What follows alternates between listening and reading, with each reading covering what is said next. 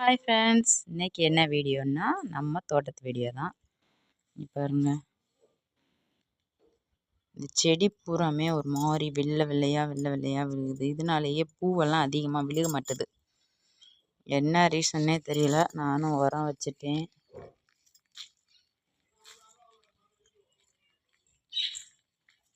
பார்த்தீங்களா, இந்த மாதிரி ஒரு மாதிரி எல்லாம் பூராமே பூச்சி அடிக்கிற மாதிரி மருந்தடிச்சாச்சு, உரம் வச்சாச்சு. அதனால செடி ஃபுல்லுமே அப்படி தான் இருக்குது.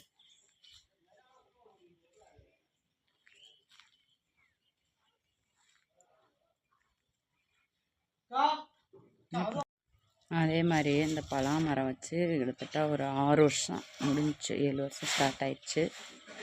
ஆனால் இன்னும் வந்து காயே விழுக மாட்டேது. குட்டி குட்டியாக பிஞ்சு விழுகுது, அப்படியே உதிர ஆரம்பிச்சிடுது திரும்பவும்.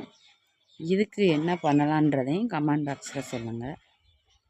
இங்கே பாருங்கள், என்னோடய எலுமிச்சங்கன்று இது.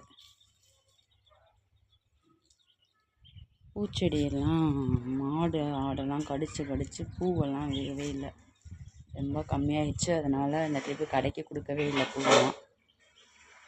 அங்கே போய் நான் என்னென்ன செடியெல்லாம் இருக்குன்றதை காமிக்கிறேன். இது வந்து பச்சளை ஆசிரமத்துக்கு கொண்டு போகிறதுக்காக பாவாஜிக்கு மாதுளம்பழம் கண்டு. அது வந்து சீத்தாப்பழம் மரம், வாழை,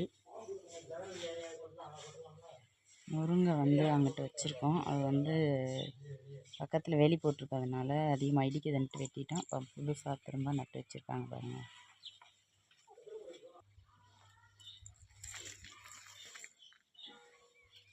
ஓகே, நம்மளோட தோட்டத்து வீடியோ போட்டாச்சு.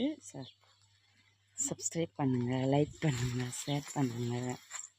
மறக்காமல் நம்ம சேனலை சப்போர்ட் பண்ணுங்கள்.